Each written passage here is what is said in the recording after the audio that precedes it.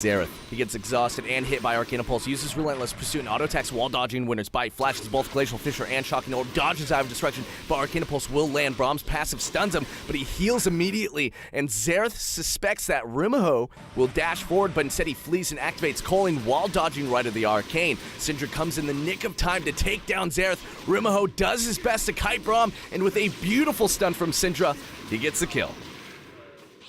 Our number 4 spot is going to Olivia on Bard. Olivia and Malphite are making their way over to the friendly Fizz, but Blitzcrank takes him out. This does not please Olivia and her rock, so they go after the rogue robot. Cosmic Binding lands, but the enemy Jax decides to teleport in. Blitzcrank flings himself with Fate's Call and grabs Malphite. Olivia sets up a beautiful Tempered Fate, which allows Malphite and Talon to both get off their ultimates and obliterate the blue team, all except Zed. Olivia goes on a magical journey, flashes, and hits Zed, forcing him to Deathmark, which allows Lucian to pick up the kill. At the number 3 spot with the Diamond plays, we have Cho'Gu Twitch on Twitch.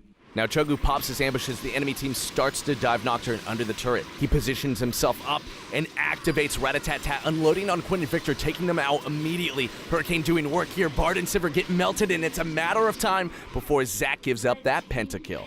Now let's take a look at that one again and how quickly he deals with Quinn and Victor. He opens with an auto attack, Venom cast auto, Expunge, and takes down the 2 carries. Our number 2 spot is a refreshing champion. We have Klydro rocking that rumble, and his team is about to get caught out of position. Caitlyn and Vayne are getting cornered, so Klydro activates that teleport, and the situation is progressively looking more and more grim. But just as Klydro shows up, Zyra puts out her ultimate, and a god-tier Equalizer is dropped from the heavens. 3 enemies get knocked into the air and go down to Equalizer. Meanwhile, Klydro flashes, and his Electro Harpoon snipes Gangplank. Zed immediately deathmarks. Klydro turns on the Flame Spitter and then Zhonya's. Zed lands 2 shurikens and flees. Klydro chases after his pentakill. Zed meets him halfway, and Klydro wins the duel. And for our number 1 spot, we have the Diamond 1 player, Flycake, on Azir.